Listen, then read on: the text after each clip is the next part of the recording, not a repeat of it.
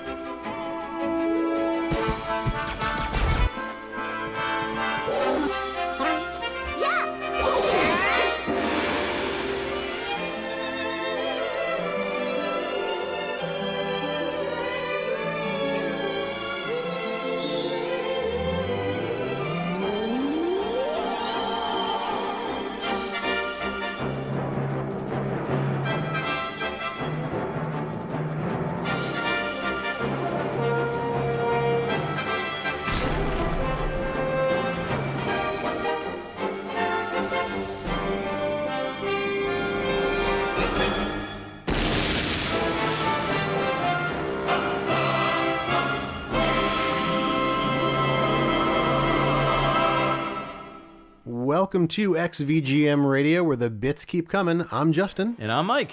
And this is episode 78, Smash Brothers, with special guest Ed Wilson from the VGMbassy. Hello, sirs. How are you? How are you, good sir? I am doing super well. We are super all excited. sirs. I think this is the first time the three of us have actually been on a show together. Mm-hmm. Yes. You and I have done countless shows, Mike. You and I have done countless shows, Justin. It's like, but the love triangle has never completed the roundabout. Grow till today. I know. This is going to be such a sweaty good time. I'm the part at the top of the triangle, just so you guys know. Okay. All right. Hey, listen. You do what makes you comfortable. We are doing, for episode 78, Smash Brothers, as Justin said, and that means that we are going to be talking about all the music for Smash Brothers. So I hope you have about 4 million hours. No, Wait, no, I totally screwed up because I didn't pick any music. I thought we were just going to beat the crap out of each other for 2 hours. Oh, I thought we were just going to smash. Brothers. I thought we were just going to brothers. Get hooked on the brothers. The brothers, yes. No, so we are going to be talking about Smash Brothers music. We came in with the opening music for Super Smash Brothers Melee, which came out in the GameCube in 2001. That's the opening music, and it's by Tadashi Ikigami, Shugo Sakai, and Takuto Kitsuta. Many memories with this track, don't you think? I didn't play Melee that much. Oh, that's so right. I jumped in more on the Wii era. Yeah. So you guys will probably have a little more memory behind the earlier ones. Yeah. We'll talk about our like history throughout the episode, because I know at least Justin and I could probably talk about it for 30 minutes at least. Probably. Just a 30-minute intro. Yeah. But anyways, let's talk about our guests. So Ed, tell everybody about you, what you do on your current show, and your history with VGM Podcasting. Oh goodness. So those of you who were PixelTunes Radio listeners will remember me from there. I've since been moved on, like I moved myself on. I've moved on from this. I since ran screaming from Mike's iron clutches to start my own VGM podcast. Into your own iron clutches. My own iron clutches, called the VGMbassy, and it's technically a solo effort, but each show I have a different guest on with me, and I call them my VGM ambassadors. So I'm like the prime VGM minister, and then I get other people to come on to share their video game music culture. That's kind of how I brand it. And I want them to make the show that they want. So they can choose the format, they can choose the topic, and if it's something that we both really enjoy, we'll both pick music, or they pick everything. So it's been a lot of fun. Every show is like totally different, all sorts of crazy topics. Lately I've been doing a little bit more solo in the way of like COVID and stuff. It's harder to coordinate and everything, but so we've been doing that. And then Justin and I have our goth and industrial music podcast called the Arcane Machine. So we've been quite busy lately too, and that's like a video game music format podcast, but we play dark underground music as well and review it. So it's been a lot of fun. Yeah, we went into it with a similar mindset of doing like the VGM podcast, and we've since changed it up a little bit. Like, we don't really do themes so much. We're just playing like the music that we enjoy. But Our favorite stuff. It's great. It's like this is a track that makes me feel sad. That's what Justin says. And then Ed's like, this is a track that makes me feel angry. Industrial. Yes. This makes me feel like, This makes me want to get in my washing machine and put it on high. This makes me feel like I'm sitting on with one change of in those, my pocket. It makes me feel like I'm sitting on one of those like girders, like eating a lunch, like wearing like old-timey clothes, Like a 1940s era construction guy. Yeah, like Industrial Revolution. There's like a little dog next to you. Yeah. So that's Ed Wilson in a nutshell, or at least in the podcasting world. I fit into at least 3 nutshells. Thank you very much. Yeah. Well, technically, I mean, Well, also 4 because you had that other show with Brian from Pixelated Audio. That's right, Impulse Project. Yes. Yep. That's a lot of nuts. Thank you, Kung Pao. Oh boy, Smash Brothers. I don't think this is going to be too much of a in-depth look, deep dive, if you will. I think it's mostly just us going to be talking about our experiences, our love of the Super Smash Brothers fighting game series that Nintendo has developed and published over the years. I personally have been playing it since the original, since the first. What about you, Justin? Same? It's funny. I've never really been big into Super Smash Brothers, but I've played a ton of Super Smash Brothers. I always get the feeling like whenever you and I are playing Smash Brothers, it's almost always one of those like held hostage sort of situations. This is of course pre-COVID when we were all like still hanging out and doing stuff, which we hope to get back to, soon. But we would have big parties or whatever, and everybody and their mother, well, probably not their mother, would come, and we would hang out and play games, and it always ended up with us playing Smash Brothers. Yep. And so I always remember like being like, oh, come on, Justin, you want to jump in? Come on, we got plenty of controllers, especially when the Wii U version came out, because it was like 8 players or whatever, 16 players or whatever it was. So I always remember being like, come on, Justin, play. And he was always like, okay. I'll do it. I usually don't play when Eric's around because it's just like there's no point. Like Eric wins. I've experienced that myself. Yeah, and like he's good, and I don't want to bring him down, but it's just like you can bring him down. I don't want to. I don't want to just join in just to get my butt kicked and be like, oh look, Eric won again. Right. Yeah. Oh well, that's how Smash Brothers goes. You always have one person who's like way better than everybody else, and I don't know, it's just kind of how it happens. Yeah. Most of my Smash Brothers experience has been solo, and so the games that have more robust single-player experiences are the ones that I've played and enjoyed more. So, like the earlier ones where it was like there wasn't a lot of single-player content, I didn't really get into that much, but like this latest one, Ultimate, like I played for, because it had that huge like RPG stuff with the card collection. I still haven't finished it. I 100%ed that. Yeah, wow. So I'll have the most experience. I've got like 30 plus hours in the game just in general. And I still haven't beaten that adventure mode, like the Spirit World or whatever. I'll have to grab that because I enjoyed. Was it for the Wii? Was that Brawl? Brawl, yeah. The Subspace Embassy. I think that was the first one that I actually bought on my own, and it was a lot of fun. But I think we can talk more about the games as we listen to some of the music. For sure, yeah, absolutely. I don't think there's much to say about the opening. I mean, it's awesome, iconic, yeah, it's iconic, and that's the whole reason why we picked it. Every other track that we're going to be picking from is from an actual franchise, and it's a remix. It's an original remix that's been done for Smash Brothers, not like was in another game or was remixed in another franchise, another game in that franchise. It was specifically done for Smash Brothers. Yeah. The composers on this one, Tadashi Ikigami, started off with Wario's Woods in 1994, Kirby's Dream Land 2 in 95, and then immediately jumped up to Smash Brothers Melee in 2001. So pretty big gap in between there. After that, worked on a couple Kirby games and ended with the end song in Super Kirby Clash in 2019. We'll hold off on Shugo Sakai for just a bit because we've got a lot more Shugo Sakai-ness later on in the show. Yeah, and same with Takuto Kisuda. I've got him on my last track. Sweet. All right, let's move on to the picks of the episode then. We're going to go round robin, starting off with our guest of honor, Ed Wilson. Yes. So one of the best things about the Smash Brothers series is that you get to hear old familiar tunes arranged by composers that were like had nothing to do with this series, but were still kind of prominent in their own right. So the first one I picked is from Smash Brothers Brawl. This is the F-Zero Mute City remix that came out on the Wii in 2008, originally composed by Yumiko Kanki and Naoto Ishida, and arranged by Yasufumi Fukuda.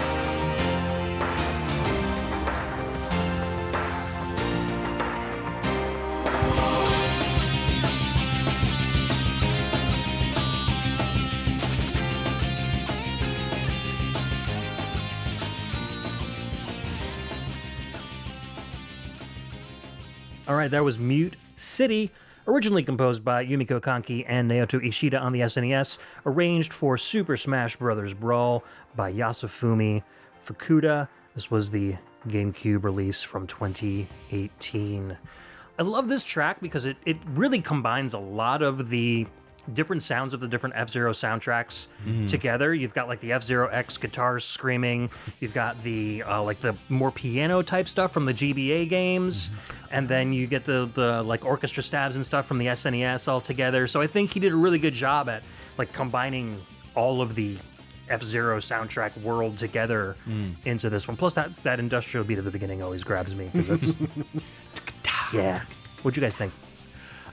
So I really liked the piano, like the piano opening. I'm a sucker for anything with a piano in it because it was the first instance that I learned how to play. Because you are a piano. I am a piano. Nice. Yeah. I'm a pianist. No, you're just gross. I knew someone was going to say it. Gross. So I'm not super familiar with the F-Zero series. Like I've played them a little bit, but I've never really been one for racers. And I mean, F-Zero is like super high speed craziness, so I was just like, meh.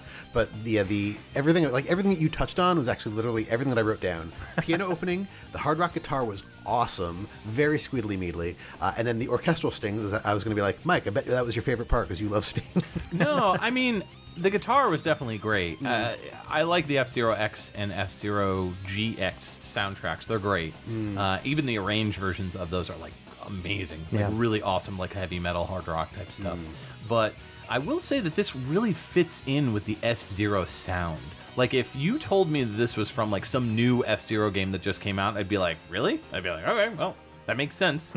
But knowing that it's from Smash Brothers, I mean, I think the arranger did a really good job of making this sound like it could be from an F-Zero game, you know, a standalone title. So, yeah, I think pretty cool. I think a lot of Smash Brothers arrangements really go outside of the original feel of the the games that it was originally based on. Yeah. But yeah, you're right. This one definitely feels like a racing title. I like the Mute City levels in Smash Brothers, but I will say that one of the ones in Melee really tripped me up. The one where you are jumping from ship to ship as you remember that one where you're jumping from like each car and while they're going, you know, driving, the floor is constantly moving basically, and you are trying to jump from car to car to stay on each car so that way you don't fall off. And that was always the one that was really trippy for me. Yeah, that always reminded me of like the semi-truck level from Bad Dudes. Yes. You know, very similar kind of concept. Yep. Except nobody at the end of it going, I'm bad. So, yeah. Brawl was a great game, though. I mean, it had so much to it, especially that Subspace Embassy. Or Emissary? Is it Embassy or Emissary? I think it's Emissary. Emissary, yeah. I'm getting your VGMbassy mixed in there. Permeates everything. Subspace VGMbassy. Yeah. That was really cool because not only was it like a fully realized adventure, but like you had tons of awesome cutscenes, and I believe it was done by somebody from Square Enix, like one of the like cinematic people or something that was involved. Oh, that's cool. I didn't know that. Yeah, if I recall, I remember reading something like the scenario was written by somebody from Square Enix. I mean, all the cutscenes were like really gorgeous in that too, and it was just like really fun to watch. Yeah. Brawl was the first one to include non-Nintendo characters, wasn't it? Yes. Sonic was supposed to be in Melee, I heard, but it didn't make the cut. Yeah, so then, I don't know. Yuji Naka was like, nope. So yeah, the Brawl was the first one that had Sonic and Snake. Solid Snake from Metal Gear. Hal still worked on even the ones that Namco did. Right. But again, it's like, just like with Smash, how it's like all these video game characters coming together, it's like all these development houses coming together. Right. Too. Like, you play through any of those credits, especially like Ultimate. Oh, it's crazy. And you'll see like limitless lists of brand names flying by, along with all the names that worked on the games. Sometimes it's to the point where like, I know I should be playing that little mini game at the end so I can like rack up points and like all that extra stuff. But it just takes so long to get through all those names. I'm like half the time I just hit start. Yeah, just to bypass it. Let's talk a little bit about the composers. Yumiko Kanki is actually now known as Yumiko Kamiya. She was credited as that on the F-Zero X Guitar Arrange Edition soundtrack CD, so that must have been after she got married, because she was pretty young when she started working at Nintendo. She worked there for about 10 years, starting with Famicom Golf in 1987.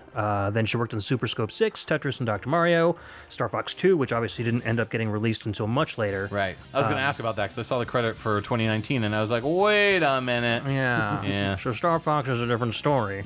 And then Special T-Shot on the SNES was her last game. Naoto Ishida was mainly a sound engineer, but he had composing credits on F-Zero Maximum Velocity for the Game Boy Advance, as well as on the original SNES version. He was a member of Nintendo's R&D 2 department, and they focused on in-game enhancers and peripherals, so he provided sound design for the Super Game Boy and the Satellaview add-ons, which I thought was pretty cool. He works for a Japanese acoustic tech company called Evixar right now. Delicious. So he's still doing audio engineering stuff. And then Yasufumi Fukuda was the arranger, started at Microcabin in 1991, working mostly on Sharp X68000 games like Zack, Illusion City, and Elm Knight, all of which have amazing FM soundtracks. I know this dude's name because he worked on 3 of Microcabin's 3DO titles, and I'm a 3DO fanboy. So he worked on Guardian War, The Life Stage, and Lucien's Quest on 3DO. Lucien's Quest is like super expensive. It's like one of the rarest games out there. Did he work on Zack 3? I don't think so, no. I heard Zack and I was like, wait a minute. I know Zack 3 because I have that on Super Famicom. Yeah, that's got a good soundtrack too. Yeah, it does. And so once he left Microcabin, he bounced around a lot as a freelancer. He worked on Innocent Life, A Futuristic Harvest Moon. That's actually the title. It's not A Futuristic Harvest. It's like part of the name of the game. Oh, wow. I'm not describing it as a Futuristic Harvest Moon.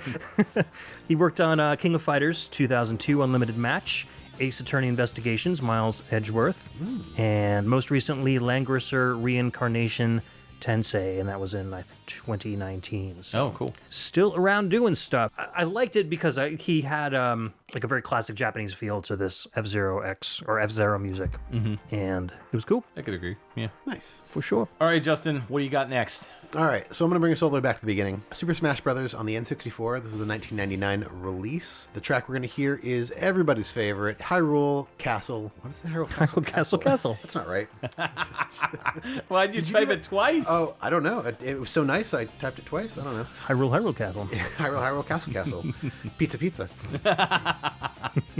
This is Hyrule Castle, and it was originally composed by none other than Koji Kondo, but this is arranged by Hirokazu Ando.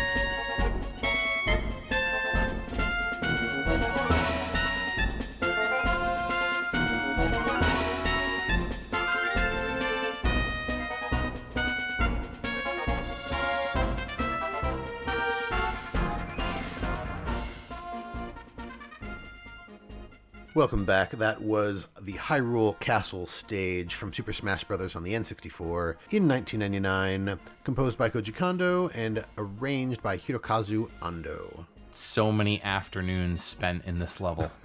Oh my goodness. This is a frustrating level. Yeah. They brought it back in a number of the subsequent games. Yeah. And it's just as bad. I mean, it's not a bad level. It's a fun level, but like it's so big. And that's why there's a meme about it. Yeah.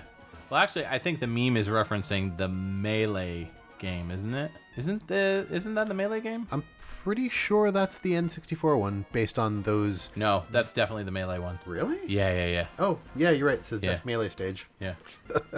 Yeah, the level's just full of like small, tight areas where you've either got your back to the wall, or the other person is like on a downward slope to hell. Yeah, that's the melee, or that's the melee one. Yeah. This one though is a little bit more. It's smaller, but it's still a big level. I mean, It's small but big, Mike. it's small but big. Small but big. Keep me big, bro. Bigger on the inside? Smaller on the outside.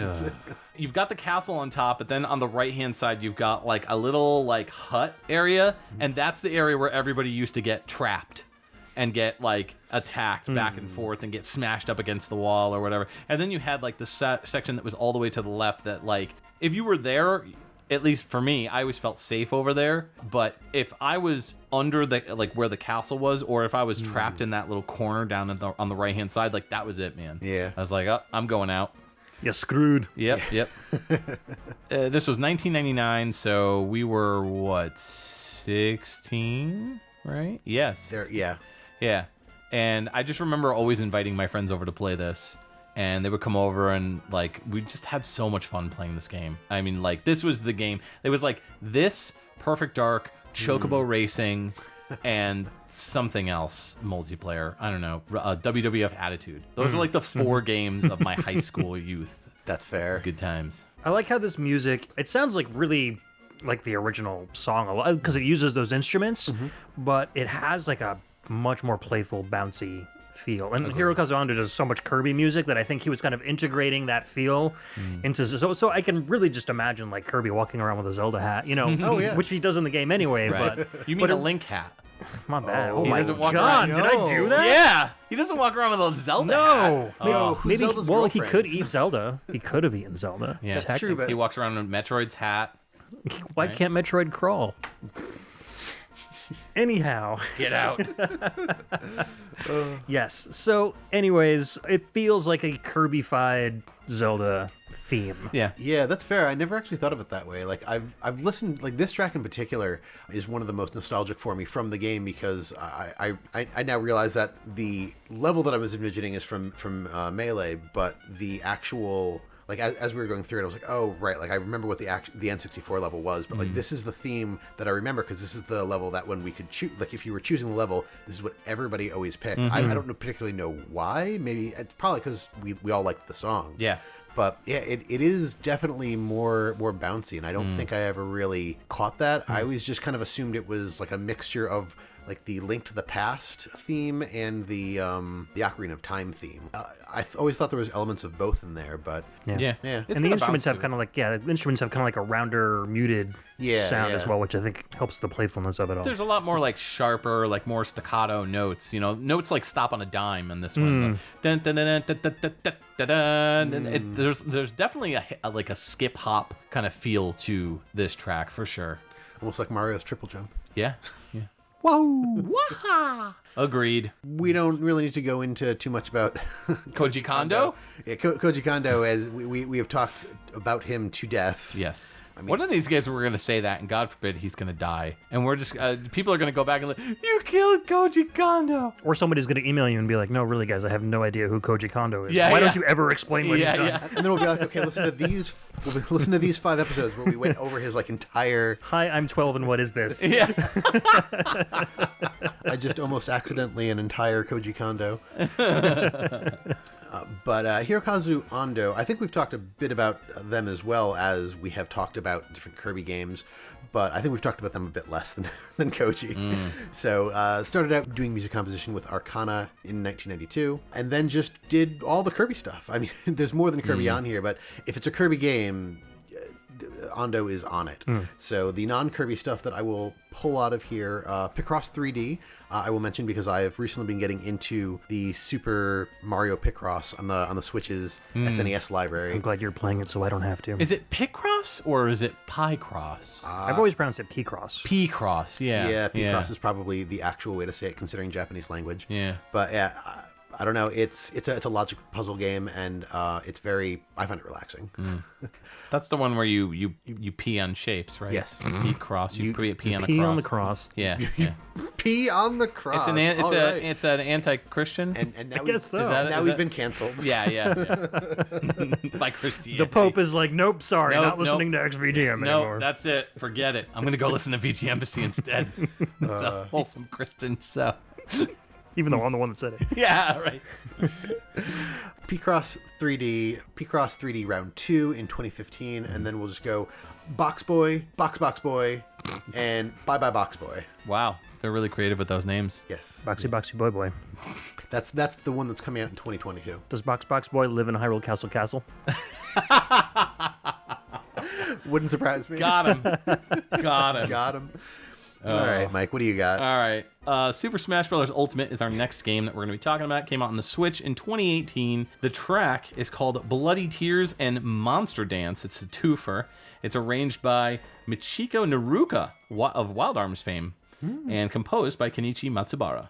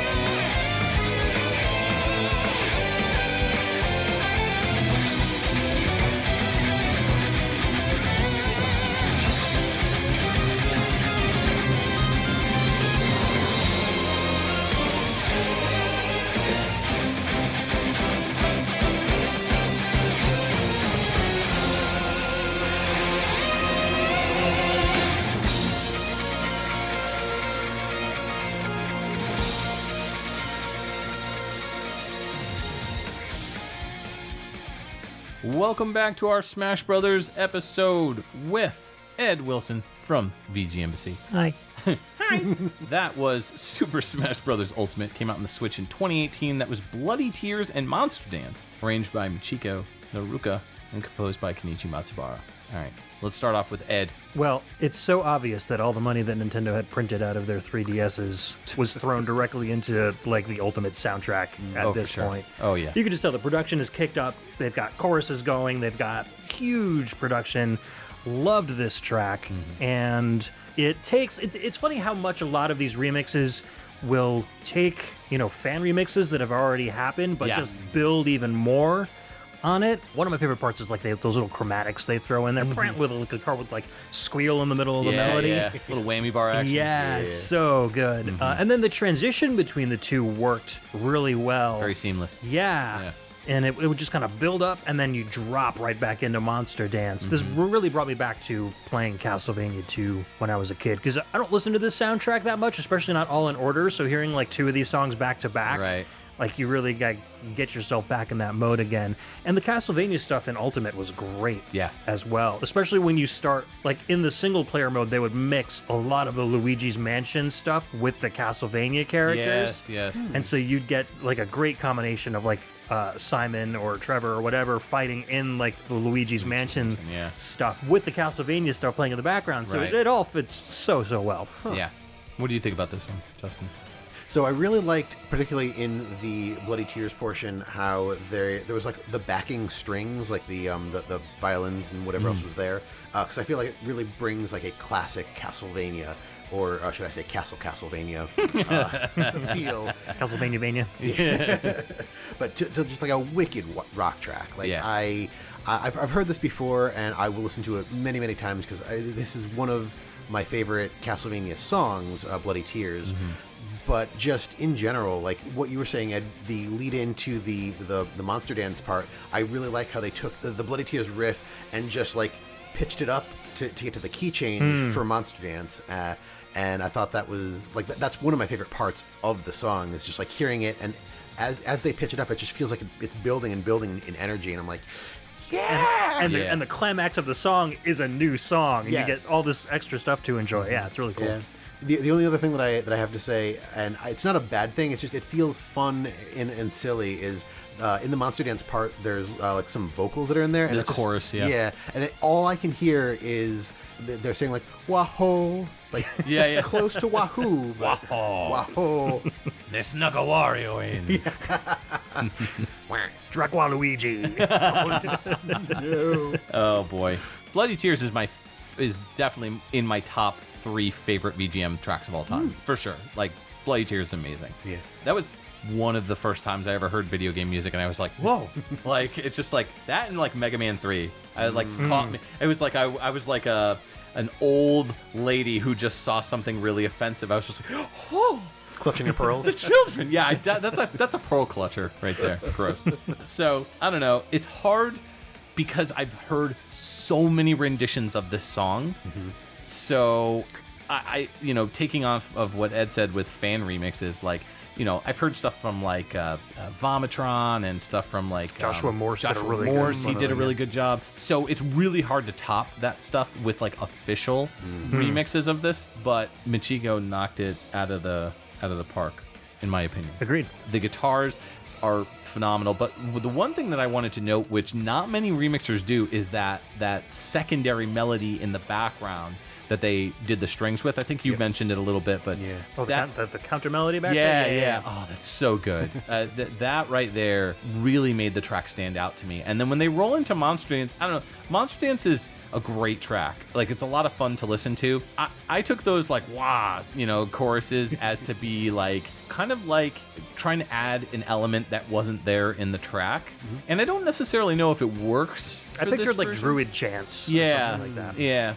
I feel like if it was introduced in the beginning of the track first and then brought back later, I feel like it would work better. But when it just kind of comes out of nowhere, it just kind of, as I said, it sounds like Wario just coming in like, see you later. It just kind of appears once and then it's gone. Right. So, I don't know. Great remix of these two phenomenal classic Castlevania tracks. When they announced Simon Belmont, I was a schoolgirl. I was just a giddy schoolgirl. I was, and then I clutched my pearls again. So I melted onto the floor. I was nothing but a puddle of Mike. So then you turned into bats and flew away. Yeah, pretty much. So it was one of those things where, like, as soon as they started introducing third-party characters in Brawl, I was like, yo, Simon, come on, do it, Nintendo. And they finally listened to me. And now all we need is Ryu Hayabusa. I think if we got Ryu, that would be it, man. Yeah. That would be it. And we're talking about this before the final, I think, 2 characters are announced for Smash Bros. Ultimate Season 2. I don't think they've done anything with Tecmo Koei. No. Which would be awesome, because then that would, like, pave the way for the Dynasty Warriors characters and stuff. Yeah, that would be amazing. It also just doesn't make any sense, because, like, Tecmo games were out, on Nintendo consoles, and this is such a celebration of just gaming in general. And Tecmo is a really big part of the foundation of video games in that generation. Especially the NES, Yeah. So it just doesn't make any sense why they haven't introduced Ryu. Maybe it's like they want to include stuff like Blood or something like that, and Nintendo's like, no. No, I think they're waiting. They're going to get the ultimate Tecmo character for Ultimate. It's going to be the 1987 Giants from Tecmo Super Bowl. Yes. The entire team. Bo Jackson running across the stage. That's it. We would all lose because Bo Jackson's indestructible. It's either that or they're just going to have the Dead or Alive girls. Yeah. But that's the other one. Come to think of it, like, Tecmo Koei, like, they've handled the Zelda series. Right. They did Hyrule Warriors. Yeah. They've had a good done a relationship with Nintendo. Ton of Nintendo stuff. It's got to be in the works. Yeah. Hopefully. Yeah. Fingers crossed on that one. Michiko Naruka started off with Legion in 1990, doing the music for that. Also did Valis 3, which had a great soundtrack, really good stuff. Then later on did Exile, Psycho Dream, and then later on Wild Arms in 1996. That was kind of her Wild Arms first beginnings, because she later on did Wild Arms 2, Wild Arms 3. Pretty much she is the Wild Arms composer for the franchise. Did she do Alter Code F? Yes. Oh, good. Yes, good, she good. did. Then Wild Arms 4, Wild Arms XF in 2007. Then did the DS game called The Wizard of Oz Beyond the Yellow Brick Road. She did the opening theme to that. And then from then on, just been doing Super Smash Brothers games. Final credit is for a track called Beyond the Tempest off of Atelier Firis, The Alchemist and the Mysterious Journey. And that was in 2017. Kenichi Matsubara, I mean, we've talked to... I don't want to say we talked to death about. I've probably talked about him every chance I can because he's one of my favorites. Started off with Penguin Adventure in 1986. Did Castlevania 2 Simon's Quest in 1987. Credited as Synchronism. I don't know why, but that's his credit. They all have weird names. Maybe he was always on time for his job. That's true, yeah. Later on, worked on YY World 2, SOS Parsley Joe in 1991, Lone Ranger in 91, Crisis Force in 91, Contra Force in 92, and then their final credit is Poppin' Twinbee Rainbow Bell Adventures in 1994.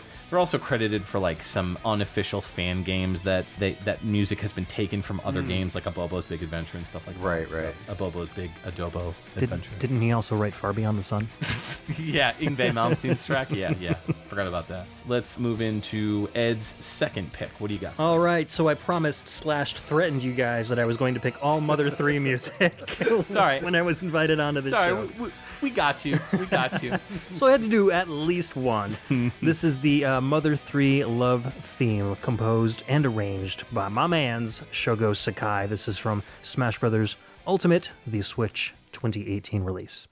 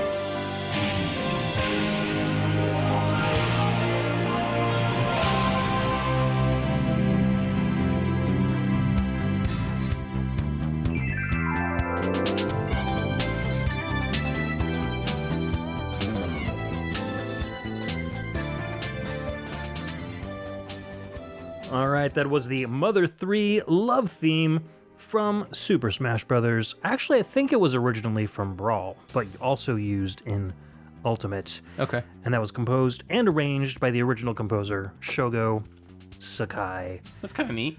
Yeah. I don't think there's any other track on this that we could say that to. I don't think so. Not on our list. Not on at our least. show, anyway. Right, yeah. right.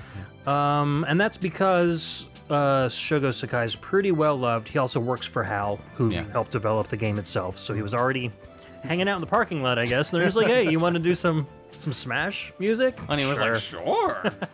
But again, it's also really cool because this is one of my favorite soundtracks of all time. And because it's a Game Boy Advance game, it does suffer from some scratchy samples and stuff. You know, GBA didn't have the best audio engine. So the fact that he was able to reimagine his music without any sort of limitations and just do streaming audio means that we get to hear it the way it was originally intended, basically. Yeah, yeah. And I heard you guys talking like, how do you fight to this? This song was also used as the ending theme when you beat the game with Lucas. Okay. So you have that more of a... Like, there's only that little, like, quiet part in the middle that I guess would be kind of hard to fight to, but if you played the game, this music plays during a really kind of happy, upbeat part of the game before everything kind of goes south. I didn't realize that they hired a developer to, that they had a developer be a character in this. Lucas? Yeah, you know Lucas. I think his last name is Arts. Boo. I thought you were going to say, like, George Lucas, which is just as bad. That's even worse. That's like Get Out. Bad. Yeah. Oh, could you imagine if Darth Vader showed up as a character? No, that'd be dumb. That's like, you know what drives me nuts? And this is not to get too sidetracked, but all those people online that are like, put Goku in it. And I'm like, God. Goku's not a video. Like, yeah, he's an anime character, but like, why Goku? Like, no, put Shantae in it. You know, put, Dixie Kong. Put, like, I don't know, somebody who's in a video game characters, not anime characters. Boy that and have his video blob. games. Right. I mean, a boy in his blob. That'd be Perfect. cool. Zombies yeah. ate my neighbors. Yeah. Yeah. Oh, yeah, that little dude with the 3D glasses. Yep. Yeah. Yeah. Mother 3 is not a game that I'm familiar with at all because I'm just not a fan of the Mother series or Earthbound or whatever you want to call it. But I do really like the music. This track, it's not like something that, as you said, I could picture fighting on, especially for that really kind of chill, relaxed part. But as the track moves on, much like most Smash Brothers, like tracks that are a little bit more subdued, like the Kirby track in the Kirby Dreamland track in Smash Brothers Melee, some of the other Earthbound tracks, like the second stage that you unlock in Smash Brothers Melee, that's an Earthbound song. Yeah. That one also starts off really similar to and it's very chill, very laid back. So it's interesting to hear that type of music in a fighting game like this, even though like a lot of people will say Smash Bros. Isn't a fighting game. Well, It's a party game. It's a party game, but you're fighting. So to me, that's a fighting game. I don't know, whatever. And this song will mainly play in the Mother/Earthbound stage, which is this like picturesque little town that's very cartoony. So the music does fit with the background. True.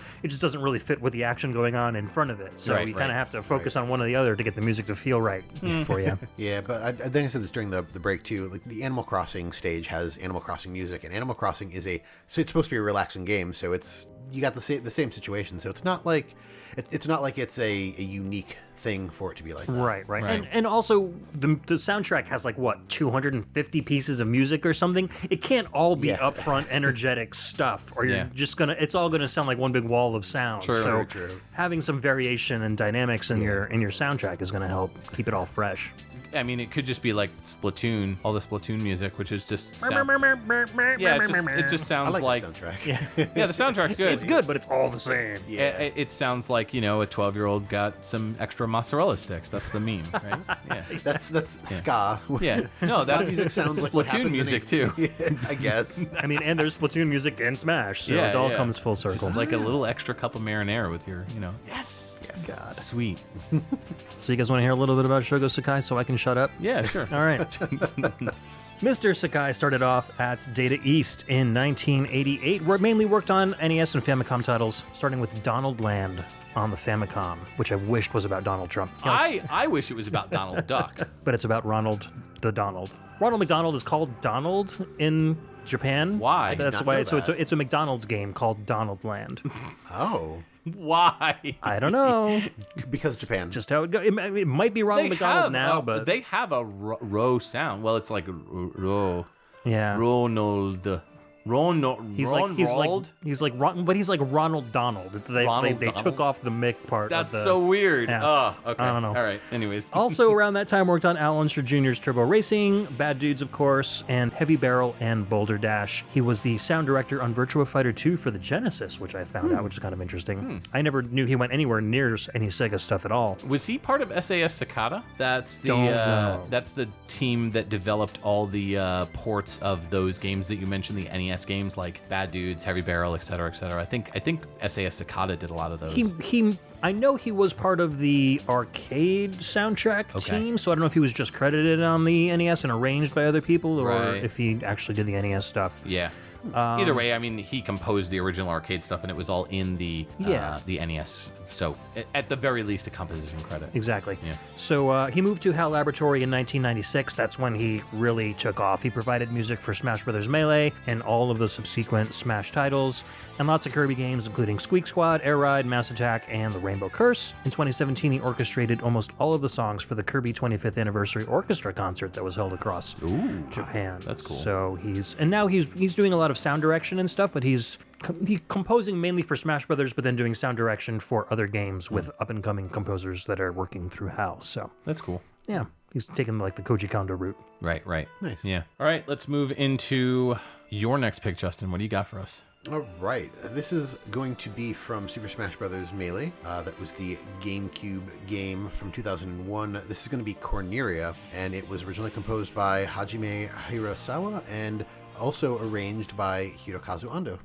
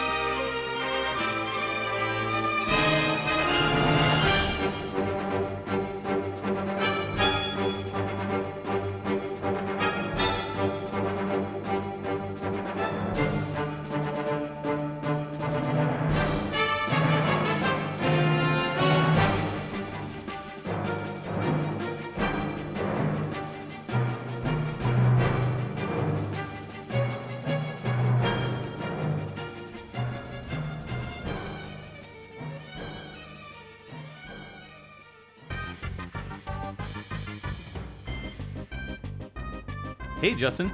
Hey, Mike. What are your thoughts on a commercial for the Super Smash Brothers episode we're doing? Well, I was thinking, what if we got a bunch of our favorite video game music podcast hosts together?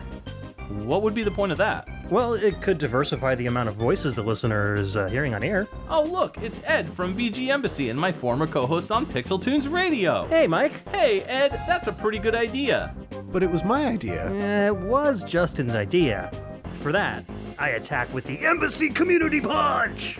Yeah, well, I know, but who do we know who would want to actually be in a commercial with us? I think we can help you with that. Oh, hey, look, it's our pals Rhythm and Pixels, Robin Purnell. Oh, yeah, that's what's up. Hey, guys. Don't even think about forgetting us in this epic commercial. Get out of here, Ed. Rob, It ain't what your usual, buddy. Here's a tangent on Final Fantasy X, but in physical pain form. And yes! Now taste my Falcom Fury fisticuffs! Ow! Oh, God, hey now. We can all be in this commercial together. There's no need for fighting. So wait, this is just an excuse to hear other people that our listeners listen to? You got it. Hey, everyone. Sweet, it's Drew from Singing Mountain. Hey, Drew. Hey, Ed. Nice hat. Wait, how did you know I was wearing a... Never mind. Good to, hear you? Thanks, but how dare you not compliment me on my hat? 16-bit RPG Nostalgia Blast. Ah! Why am I the one that keeps getting hit? It's probably because you keep getting in the way of this commercial. Well, if it isn't the patron saint of VGM Podcast and the host of his own, A VGM Journey. How's it going, Alex Messenger? It's going great, Justin. Thanks for asking. How long is this commercial gonna be? I've got places to go. Well, we're hoping for a short one, but people just keep coming through the door. So, are we just beating up Ed during this commercial? So I think that seems kind of wrong, since he's the big community guy. I'll just attack everyone equally. Messenger, journey, jab! Oops, looks like it went off into another VGM Podcasters commercial. Yeah, but we're the only ones that do Ow! It looped back around. Hey everyone, nice place you got here. Yeah, it really brings out the neon green in the room. Oh, snap! Carl and Will from Super Mercado Bros? Wow, we've really got some all-stars showing up. So how much are we getting paid for this? I think we're being paid in nacho cheese. Typical XVGM Radio. Hey Drew, here, have a taste of our music theory crazy Clash Buster. Wow, what a meetup we got here. But it seems like a really lazy way to write a commercial. Yeah, well, don't you write all the commercials? I mean, I do, Brian from Pixelated Audio, but don't blame me for this one. This was Justin's idea. Listen, just because you stole Justin's idea for a poorly written commercial that doesn't go anywhere, doesn't mean it's not the best thing you'll ever write. Thanks, Gene from Pixelated Audio? Don't mention it. I, don't really have a reason to fight any of you, but here's our super exclusive Japanese composer interview, Headbutt of Fury. Hey, I thought we were friends, Pixelated Audio. Coming at me with that is just so not chill. Hey, Hammock, how's the chillest podcast host in all the VGM land doing? Okay, VGM The Last Wave is doing just great. Kicking back, toes in the sand, sweet PC98 jams with a Z in my ear holes. This summer's gonna rock, but I'm too laid back to fight. Here's a taunt. Okay, this is getting way out of hand. People are fighting, egos are clashing, this commercial is way too long and isn't really serving a purpose. Okay, but what do we do about all these VGM podcast hosts on the line? Sounds like you need commercial be gone. Here we go again. All right, let me just... All right, spray it. I'm gonna spray some... All right, Mike, lift your arm. Yep. Justin, between your legs. Okay. And Alex, between your shirt. Okay, all right. A little bit more, and it should just... Welcome back to our Super Smash Stravaganza. That was the Corneria theme from Super Smash Bros. Melee from the GameCube in 2001. It was composed by Hajime Hirasawa and arranged by Hirokazu Ando. This is such an iconic track. Iconic is definitely... Also really shows off Hirokazu Ando's chops, too. Yeah, for sure. Really dig the orchestral vibe that this track is going for. And I mean, like, this track has always been orchestral, but like, I remember the first time I heard this, I was blown away at how clear and clean the orchestral elements were. You know, all the string instruments and everything just sounded like they were recorded like real instruments. Yeah, the strings in particular stand out to me. Just like, they give me the feeling of like soaring. And I mean, obviously the R-Wing, there's a lot of reasons for that, but like when the strings are just like going off on their own, like I close my eyes and just like flying, you know. Yeah. Very John Williams-esque, Yeah. especially that. I was going to say sci-fi fantasy, like Star Wars, that kind of thing. They really took a lot of inspiration from those soundtracks, I think. Yeah, it really sounds like you're in trouble, like that. It sounds like your ship is like spiraling out of control, or like you can't control it. So Yeah. just nailed it. It's what I love about the original track. So, I mean, this is a remix of the Corneria track from the SNES, the original game. And, I mean, I have a lot of nostalgia for that game. The opening of it, the, like, scrambling, everybody getting off from that first level. The Dabadoo Dabbas. The Dabadoo Dabba. The dib-a-dep-dib-deps. Yeah. All of that. And just the only thing you can ever turn into words is that opening, because when they're scrambling, you can hear the klaxon go. Exactly. Emergency. Star Fox is one of my favorite franchises, like top 5. So it's really cool to hear such a wonderful job done with a track like this. It's such an iconic track to begin with, but like it really kind of sends it over the moon with this one. Yeah. I spent so much time playing Melee, like an insane, ungodly amount. It was kind of a crazy time, because just to kind of take you back, like a lot of people don't realize how long Melee has been out, because Melee has been such a prominent figurehead. Yeah, 20 years. now. Yeah. 20 years, to the year, yeah. This came out in like December or like November. The thing is, it was 2001, so I know you as well are in a similar situation. You and I both graduated high school that year. Yeah. And so September hit 2001, so it was right after 9/11 happened. And it was weird, because it was like a new console was coming out, and it was just a very surreal, weird time. Yeah. Because everyone was still kind of feeling like really uneasy and just really weird after that point. Like, what was the point of playing video games, a lot of people thought? Or like a lot of people were just like diving into video games to like kind of forget about. Kind of like COVID. Everybody coped differently. Yeah, for sure. Coping. Yep. So I just remember getting a GameCube. It came out, and I told my mom, like, I have to get the system. So she got it for me as an early Hanukkah present or whatever. And I got that, and I got Melee, and brought it back to my dorm, and like that's all I played for like 3 years. Wow. Failed completely out of my class. Pretty much. No joke. Woof. Yeah, it was really bad. I was obsessed with Smash Brothers Melee. Like, if I went to a party, I brought my GameCube, we played Melee. And we just played Melee for hours. We kept our door open to our dorm room, and we would just like blast Melee like super, super loud, and we would just be playing, me and my roommate, and then we would have guys coming in, run in and be like, oh, you playing Smash? And like we would all hang out and play Smash. It was like the place to be on our floor. It was really cool. Yeah. I distinctly remember enjoying playing this game with friends, and the memory that always sticks out to me is a birthday party for my friend Kevin, who is a listener. What's up, Kevin? Hi, Kevin. Yeah. Big fan. And it was Small fan. me, him, Ian, and a number of other friends, and we were just over his house, trading off on Melee. We were playing, all sorts of different games, but I distinctly remember having a lot of fun with this game. I distinctly remember that party and having a lot of fun with this game. And again, like, I was never really big into Smash Brothers, but, when you have a bunch of friends, and especially when the game first comes out and people don't really feel like they have an advantage over everyone because you're all kind of playing it for the first or second time together, it's a lot more fun. Yeah. I used to play as Fox exclusively in this one. That was like one of the few times in a fighting game where like I almost always, 99.9% of the time, always played as one character to try to get really, really good with him. I think by the end of my time playing Melee, I had up to, I want to say like 4,000 hours. Good Lord. On Smash. No joke, we played it every single day for like 3-4 years straight or something like that. Anyways, so arrangers, composers? Yeah, so we already talked about Hirokazu Ando, but the composer Hajime Hirasawa only has one game credit in Moby Games, and that is for Star Fox 1993, the music composer. He became like a teacher or something like that, or like a politician. I can't remember what happened with him, but I remember he got out of it pretty quick. Yeah. And I mean, hey, Nintendo's still using his original tracks. Yeah, hopefully he's getting some royalties. Yeah, I'm sure he is.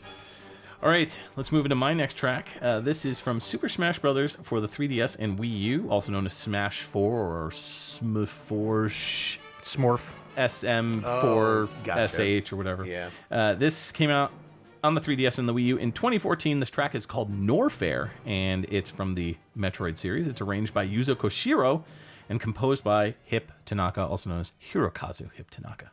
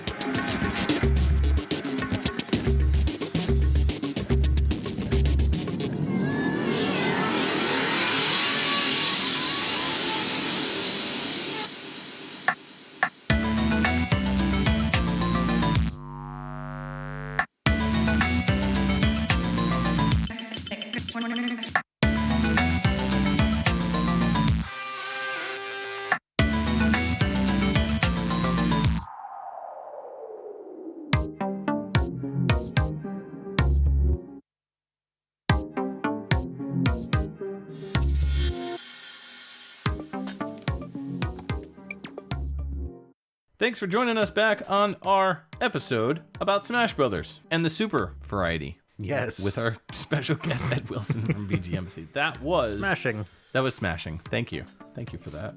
That was Super Smash Brothers for 3DS and Wii U, which came out on those systems in 2014.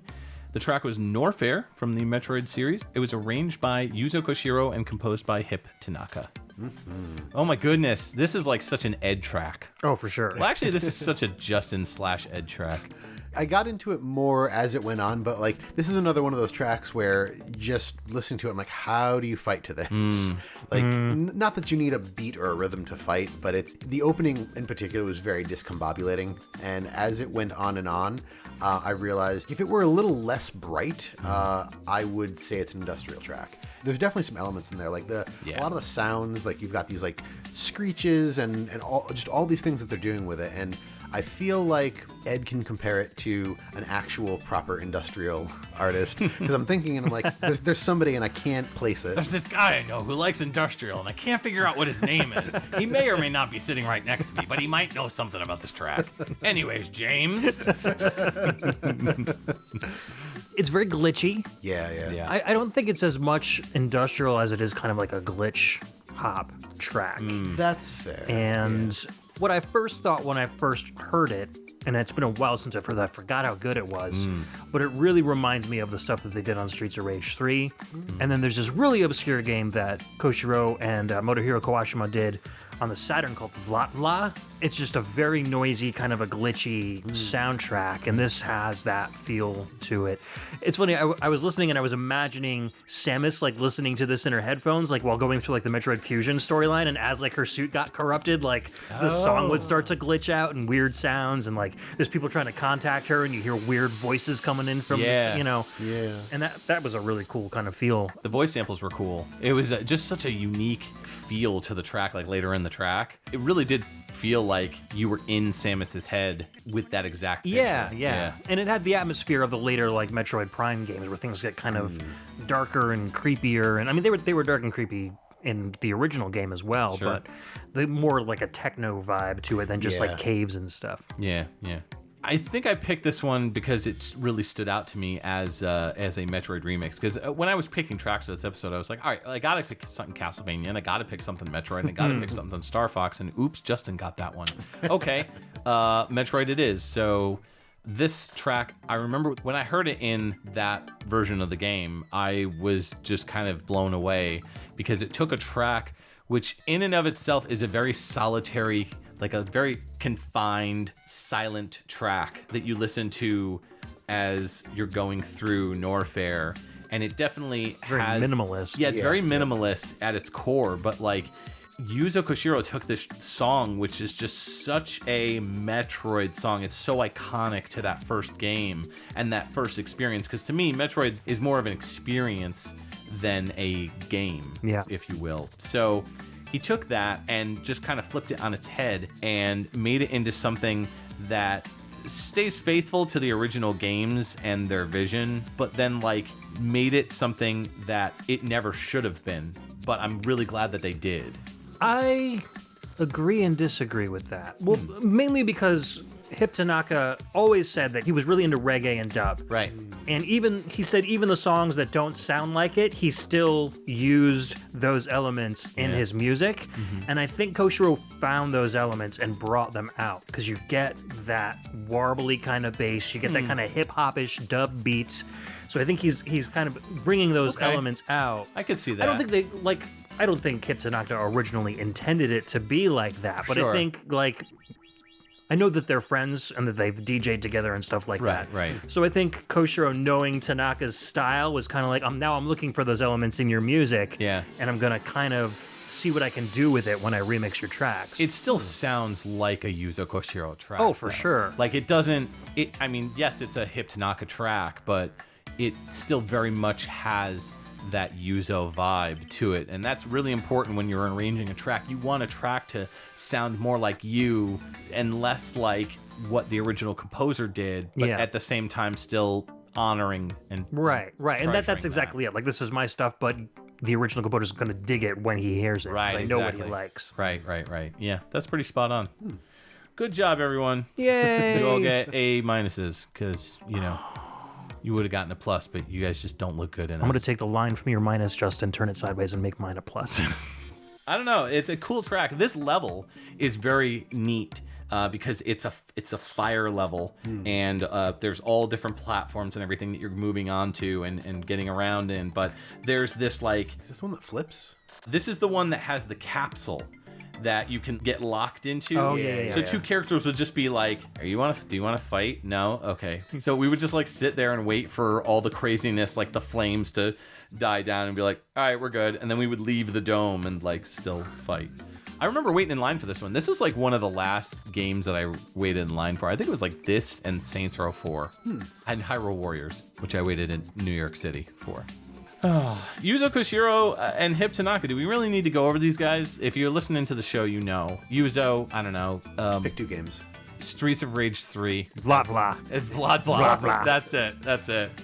And Hip Tanaka, Ice Climbers. Dr. Mario. Yeah. Anything reggae that Nintendo did in like the mid-80s. Mach Rider, I think he did. Helped design the Game Boy sound system. Yeah, that he did. And now he just DJs and puts out cool albums. As Chip Tanaka. Yeah, as Chip Tanaka. All right, let's get into Ed's final pick. All right, we're getting a little spooky in the middle of summer. Yeah. This is the Luigi's Mansion series medley from Super Smash Bros. For Wii U and 3DS from 2014.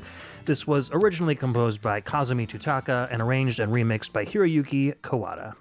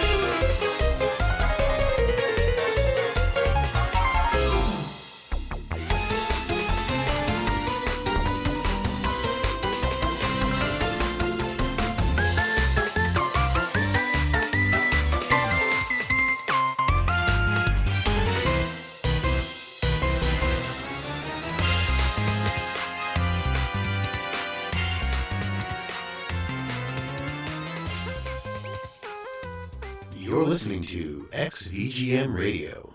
All right, it's Halloween in Summer. That was Luigi's Mansion, the series medley composed by Kazumi Totaka originally and arranged and remixed by Hiroyuki Kawada. That came out on Smash Bros. For Wii U and 3DS in 2014. It's spooky tunes for a spooky fest. It's a little bit of spookiness. Yes. For your Smash. Just a wee bit spooky. A wee U bit spooky? Yeah. A wee U bit spooky. And remember earlier in the show I was talking about the blending of the Luigi's Mansion content with the Castlevania content, and I feel like this song really kind of matches both. I've got a very intense Baroque feel Those organs on this one. And normally, Yeah, that's what did it. And normally the Luigi's Mansion soundtrack is, again, it's kind of minimalist, almost kind of like the Metroid stuff, but it's just kind of like Luigi wandering through hallways, kind of whistling along with this like cello that's playing the motif in the background. And so this really pumps everything up. You get a nice cool beat behind it. And then it mixes it in with that much more dancey Dark Side of the Moon tune from the 3DS sequel. Right. So you get a little bit of everything. Dark Moon. Dark Side. Pink Floyd. Pink Floyd's in there. It's cool. Mario, Roger Waters, Luigi. at Luigi's Mansion. Just another coin brick in the wall. Right. Ba-ding, ba-ding. I want to hear a version of the Luigi's Mansion soundtrack where it's just Luigi peeing himself, and it's like the pee sounds like it's Chip, chip, chip, chips. Chip, chip, chips. Yeah. And then EGAD in the background going, I'm going to have to mop this. Yeah. Anyways, I definitely felt Castlevania in this track. That organ, as you said, the harpsichord, Justin. It's just like you cannot escape that sound. It's like trying to escape Luigi's Mansion. Right, trying to escape the ghosts. Yeah. Exactly. End up peeing yourself to music. Yeah, I really enjoyed the warbling synth that they had in there that was paired with the harpsichord in the beginning. I mean, I don't know if that was supposed to be like a theremin type of a thing or if it was just like a really cool synth, but on its own, I thought it was a really cool sound. And then just like paired with the harpsichord, it added a really cool other layer. And then like eventually it kind of drops out and you have just like the harpsichord and the organ and everything else. Well, the theremin is just a ghost shamisen. I call it a spookaphone. Spookaphone. It's just a ghost shamisen. Yeah, for sure. It's just, the people aren't actually playing by moving their hands. They're just mimicking what the ghost is doing. Right. Anywho, let's talk just a little bit about the composers. Kazumi Totaka was one of Nintendo's most prolific composers. He's also the voice of Yoshi, Birdo, Professor Egad, and Captain Olimar. He started with X on the Game Boy. We were just talking about that during the break. Yeah. That was back in 1992 after he trained as a sound assistant on F1 Race the year before, which I think was one of the Game Boy launch titles, if I'm not mistaken. No, F1 Race was one of the first ones with the multi-taps. Yes. A few notables: Mario Paint, Wave Race 64, Yoshi Story, Animal Crossing. He wrote the Wii menu and shop music, which there's one listener will always be like, oh my god, I didn't know that. Yeah. Wii Sports, Wii Play, Mario Kart 8, etc., etc. He really came into his own like during the Wii era and contributed so much music to so many of those initial Wii titles. Plus Totaka's theme. Yeah, which you want to explain a little bit about that? He hid a little jingle that is in so many of his games that he's worked on, and he's just kind of hidden this track where I think the first time I heard it was Mario Paint. Because you click the bomb on the Mario Paint font in the title screen and it blows everything up, and then as the words are like reforming for Mario Paint, it's like do do do do do do do do do. Exactly. Do do do do. And by hiding, it's like you have to let a song play for like 72 loops or something, depending on the game that you're in, before this song will play for a little bit, and then it'll go back to. So he really like hides them by like making you sit at a particular screen. So there's a Wikipedia page just dedicated to Totaka's song. And it shows how you have to like go through. It's a lot easier with like emulators that you can fast forward nowadays, but on real hardware, it's like you're sitting there forever. Anyways, his most recent work was the sound direction on Animal Crossing New Horizons, one of Nintendo's biggest games. The arranger/remixer is a longtime Namco Bandai employee, Hiroyuki Kawada. He started with Star Luster on the arcade in '85, and he's a composer that like I think people should talk about more because he's worked on tons of great titles with really good soundtracks. Air Combat, Ridge Racer Revolution, Soul Blade, Tekken 3, Mario Kart Arcade GP DX, and the Pac-Man Championship Edition games. Oh, that's a great soundtrack. Yeah, so very techno, like especially Tekken 3 has a huge techno soundtrack, and that's I think where a lot of his techno stuff in this particular song Pack Rainbow comes from. Such a good song. Yeah. So, yeah, big name dude. Yeah, we don't talk about Namco Bandai composers that much, so Agreed. maybe that'd be a theme for a future collaboration show or Just something. to say, yeah, I'd do an entire show on just Pac-Man DX. I just do an entire show on Pac-Man. I just do Pac-Man. I would just do a show. I would just do Pac-Man. Just be like, hey, I'm Ed. All right. So on that note, Yes. we're going to move on to another 3 in a row here. 3DS and Wii U Super Smash Brothers. I just realized we inadvertently clumped them together towards the end. Whoops. Yeah, so again, 2014. This is going to be Mi Plaza or Mi Channel. This is also composed by Kazumi Totaka and was arranged by Yasunori Mitsuda.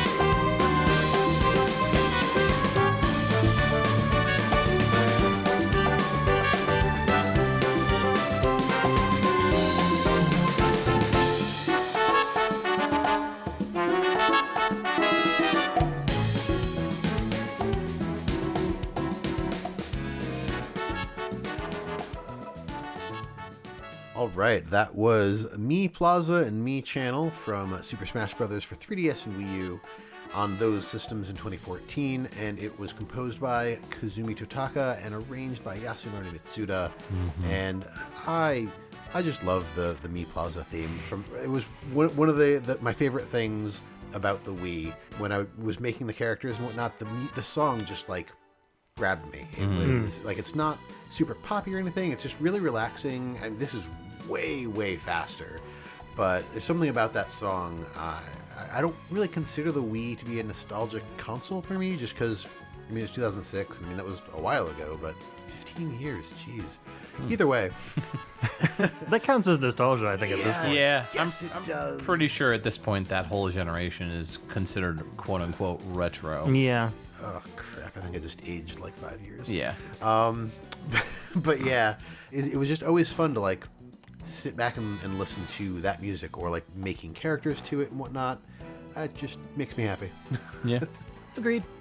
I want to see like Nintendo sponsor a Dancing with the Stars and like put this song in That'd be it awesome. and make celebrities dance to it. man. That'd be cool.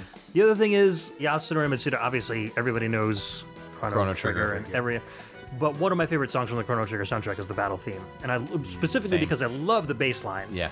And it was no fluke that he knew what he was doing with bass line, because the bass line in this song is absolutely amazing. Yeah. It's not very like strong in the earbuds that I'm listening to right now, but you could tell on the background that it's all over the place, and it's not just enhancing the percussion. It is really following everything that everything else is doing, going off on its own tangents, but just really like making everything feel so much more oomphy. Is that a word? It's a word. now. Oomphy. Yeah. Oomphy. Yeah. Oomphy and boomfy. Boomfy. Boomfy. Boomfy is the downbeats. Right. Oomphy is the upbeats. There you go. I think what's important to note about this track is that it took that salsa-esque vibe and turned the dial up to like 9,000. What? 9,000? Yeah. So it's interesting to hear the arrangement of the way that this music came about. The Mii Plaza music is, as you said, Justin, it's like a lot more laid back. It's a lot more chill. It's loungy. Yeah, it's loungy. That's a perfect way to put it. This version really made it perk up. Yeah, you know, it definitely gave it a shot in the arm, and it also shortened the amount of time between the tracks, like kind of dead air. Because when you're playing the Mii Plaza, it's a very chill, relaxed environment, rather when you're like building Miis or whatever. Yeah. So that, you know, the whole do do do do do do do do do do do. There's like that dead air that's kind of there, kind of hangs a little bit. Yeah, that's like breathing room. Right. And I think that version of the track needed that for that element, but here Yasunori Mitsuda like speeds that up like crazy and gives you like almost no breathing room for this track, and I think that's what it needed. Still can't imagine fighting to it. No, well, No, I don't know. dancing, yeah. Dancing for sure. Dance fighting. Dance fight, yes. Dance fighting. Capoeira. West Side Story. Breakdance fighting. Got Mario on the Jets. Luigi on the Sharks? No, Bowser on the Sharks. Bowser on the Sharks. Wario on the Sharks. But yeah, this one When takes... you're a jet all the way. Sorry. This version takes place in that Mii Plaza stage that was specifically designed for... There were like 2 different Mii stages that I think this song is used in. One of which is like... Is this the one where like random things that people posted like show I up think in the so. stage? Yes. Yeah. And that was there a fun were one. so many times that I saw male genitalia on that, like, because what they did Good was job, they Nintendo. well, like, I think they censored it initially, but then when Nintendo was like slowly dropping Wii U support, they just couldn't care less. So like if you played this game online, or actually no, if you just played this game in general, you would occasionally see like, oh, there's a picture of Star Fox that somebody drew. Oh, that's pretty neat. Oh, look, there's a picture of Bayonetta that somebody drew. Oh, look, there's a male. That's a shebang. That's a phallus. That's a male shebang. That's it. So, I don't know. That's just kind of You goes, just mead my plaza. You just plazaed my me. Plazaed my Sounds a little more dirty. There you go. I don't. Too busy talking about dongs. We forgot our topic. Right. Yeah, I mean, we've spoken about Kazumi Totaka a lot. We did an entire episode basically talking about Yasunori Mitsuda when we did the Chrono Trigger anniversary with Singing Mountains. Right, so true. Yeah. I think we are pretty covered there. If you want to know more about this composer, just go back and listen to those episodes. Definitely go back and listen to the Chrono Trigger episode because that was a lot of fun. That was cool. yeah. Yeah, for sure. All right, let's get into my final track. Then we have a special outro that we'll unveil later on. This is from Super Smash Bros. Melee. This came out in the GameCube in 2001. The track is Fire Emblem, and it's arranged by Shugo Sakai and composed by Yuka Tsujiyoko.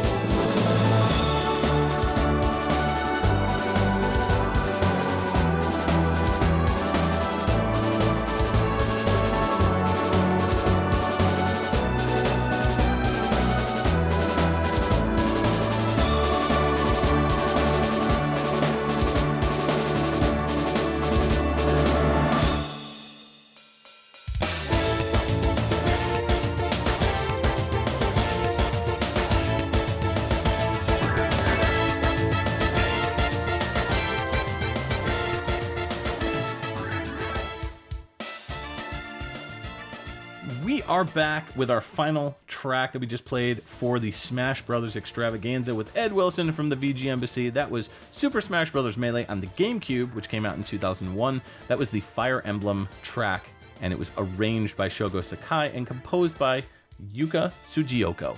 This is the first song that I'm not familiar with. Oh, really? Yes. Oh, interesting. I just don't play Fire Emblem that much. Yeah, and I'm sure I've heard it while playing Smash Brothers, but I've never really focused on it because usually it's the songs that you are familiar with that you'll remember in your head. But this one was cool. It was a little Castlevania-ish. A little bit. In a way. Yeah. But more like Castlevania, like Game Boy stuff. I think a little more rockish. Yeah, More yeah. high energy.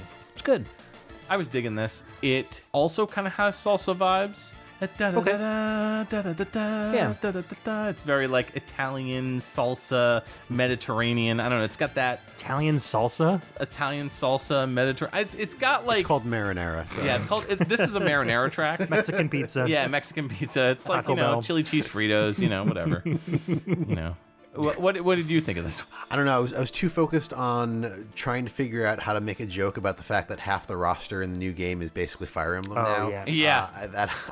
So that's an interesting note, actually, to bring up, because when Smash Bros. Melee came out, like, these were unlockable characters, Marth and Roy. Yep. From Fire Emblem. Roy was my boy. Like, nobody knew what Fire Emblem was. Like, at least not most of the North American audience that was playing this game was like, who?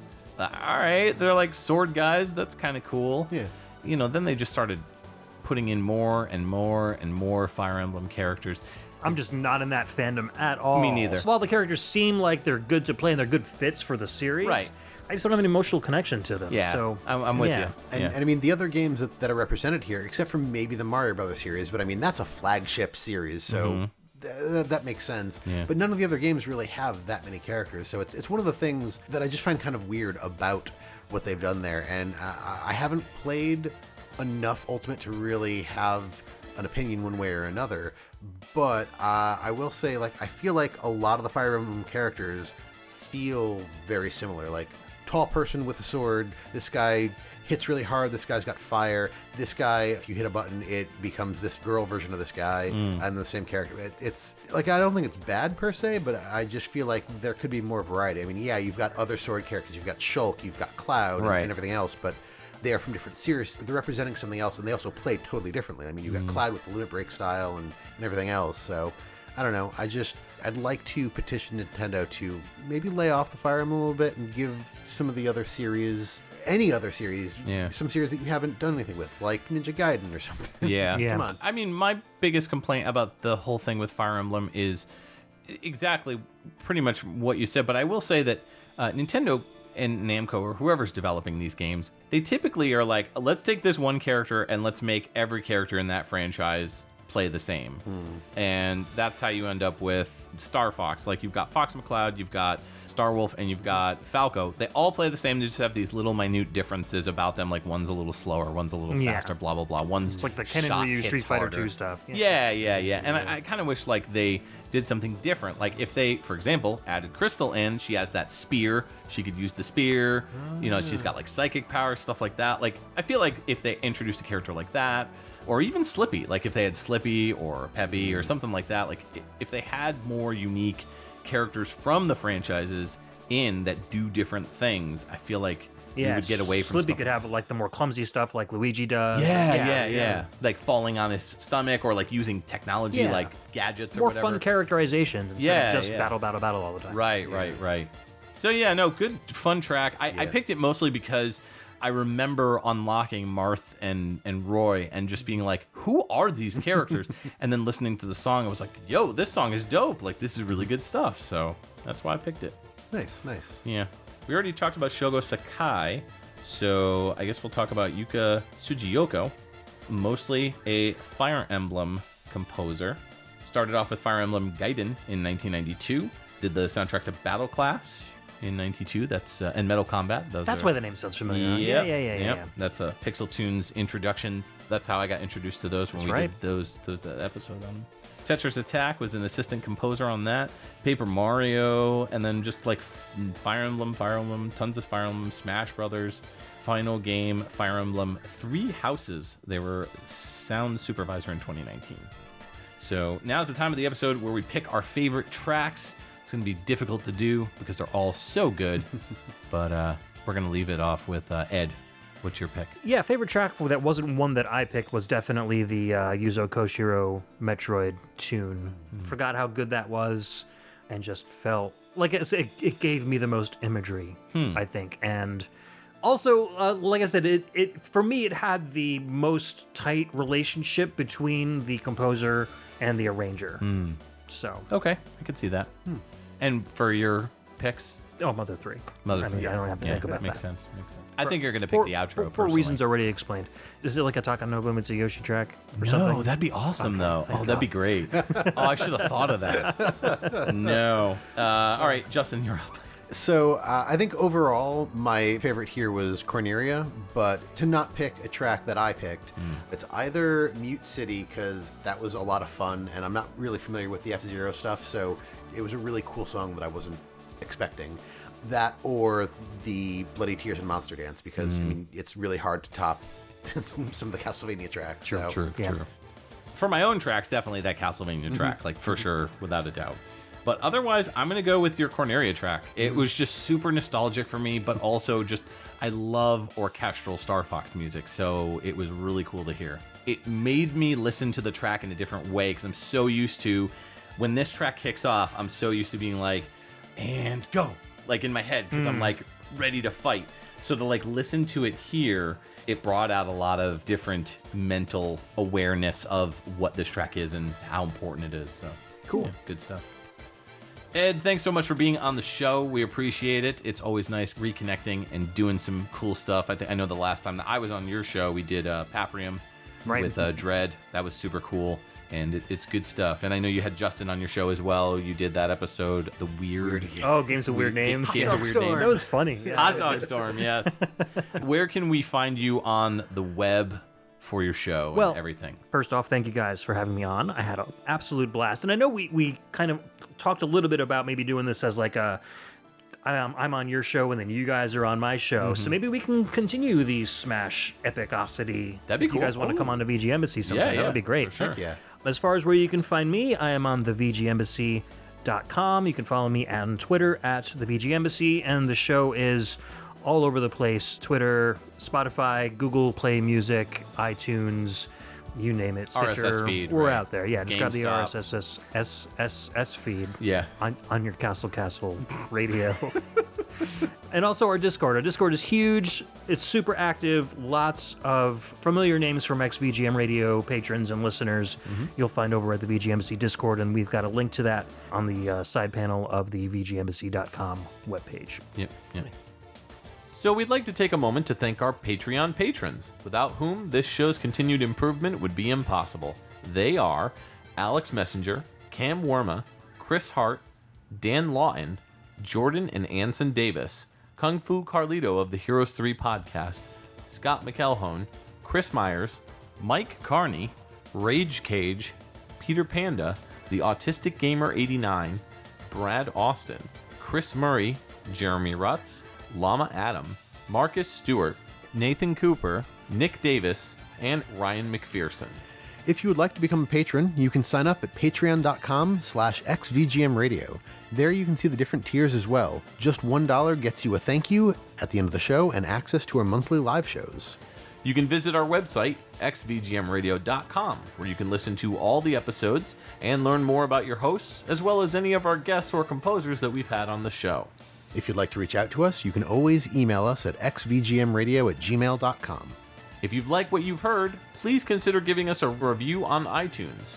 You can join our Facebook group and chat with other VGM lovers at facebook.com/groups/xvgmradio, where we talk about everything from current game news to sharing awesome VGM tracks, or just talking about the podcast itself.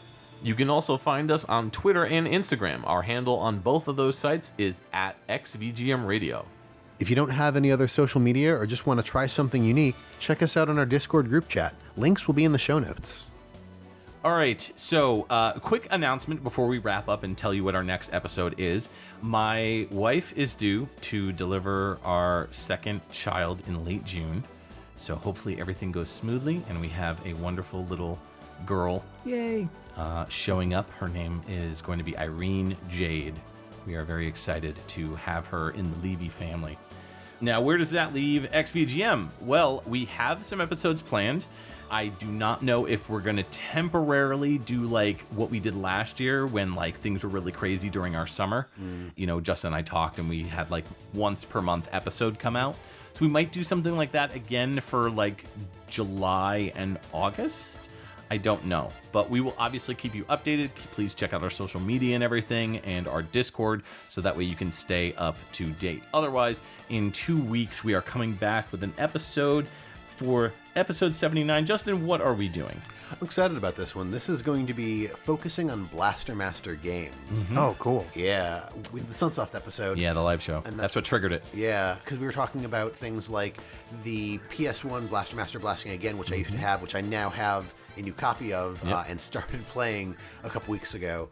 So I'm excited to get back into the Blaster Master games and these Sunsoft jams. Yeah, this is just in time for Blaster Master 03, the finale to the amazing Blaster Master Zero trilogy. And that is coming out in July, so it'll be coming out prior to that game coming out. So it'll get you all hyped up for Blaster Master 03. Yeah, and those soundtracks are really good, and nobody ever talks about them. I know, right? It's so good. So we're looking forward to that. It's going to be a good time. Absolutely. Before we go, we have a special surprise for our guest. God. We are going to be playing one of his favorite tracks from Super Smash Bros. Melee. This is Congo Jungle from Donkey Kong 64.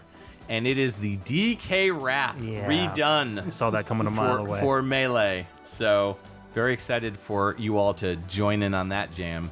Just think of Ed. This is the thanks I get for coming on your show. Exactly. For blessing you with my appearance. Well, we blessed you with DK rap. That's such a good blessing. Anyways, this is Mike and Justin signing off for XVGM Radio. Bananas. Here we go. So divinely here, performing for you. If you know the words, you can join in too. Put your hands together if you want to clap as we take you through this monkey rap. DJ Donkey Kong, he's the leader of the bunch. You know him well, he's finally back to kick some tail. His coconut gun can fire in spurts. If he shoots ya, it's gonna hurt. He's bigger, faster, and stronger too. He's the first member of the DK crew. DK, Donkey Kong, DK, Donkey Kong is here. This Kong's got style, so listen up, dude. She can shake it, stop to her hood. She's quick and nimble when she needs to be. She can blow through the air and climb up trees. If you choose her, you not choose wrong with a skip and a hop. She's one good Kong. DJ Donkey Kong.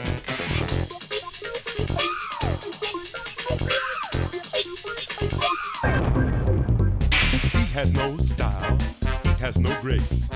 This Kong has a funny face. He can handstand when he needs to and stretch his arms out just for you. Inflating himself just like a balloon. This crazy Kong just sings this tune. DJ Donkey Kong. DJ Donkey Kong is here. It's back again, it's about time to win. This time he's in the mood. He can fly real high with his shit back on. With his whistles out, he's one tough call. He'll make us wrong when he brings his teeth. But Gremlins, beware, cause he's after you. DJ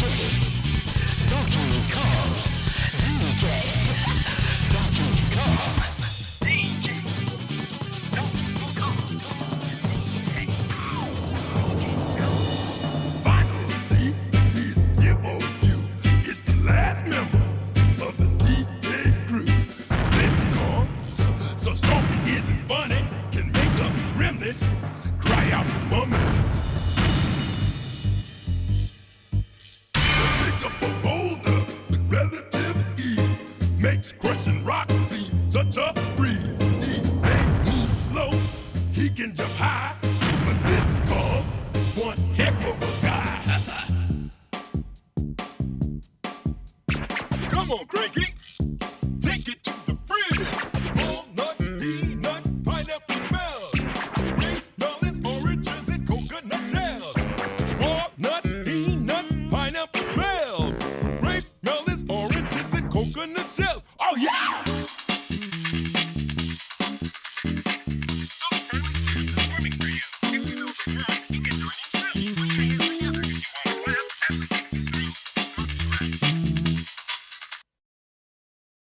I suddenly forgot how we opened the show. Hold on. Hold on. Welcome to XP. Okay, got it. Anyways, Michiko Naruka started off as a baby with our Wonder Swan episode, apparently. I linked to the wrong thing. My bad. I was like, I don't remember the Wonder Swan episode. That was... Smashing. That was Smashing. Thank you. Thank you for that. That was Super Smash Brothers... no. That was the Corneria theme from Super Smash Bros. Melee from the 2001 GameCube release. GameCube? GameCube? GameCube, like, you know, Gabe Newell. I was going to say like Gabe from The Office. Well, that's what they call Gabe on Legacy Music Hour. They call him Gabe Cube. So I thought, really? Yeah. Oh, I did not know that. There you go. Gabe Castro. Fair enough.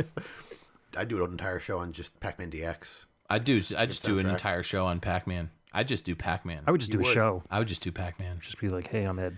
Yeah, I'll dress Here's up my like show. Miss Pac-Man. I'll be your bow. Jeez. I'll be your balls. You could eat me. You could eat my pellets. Yes. Good God. Oh, you shouldn't have invited me on the show. You wrecked my balls. Well There's played. a throwback. Yeah. That's it.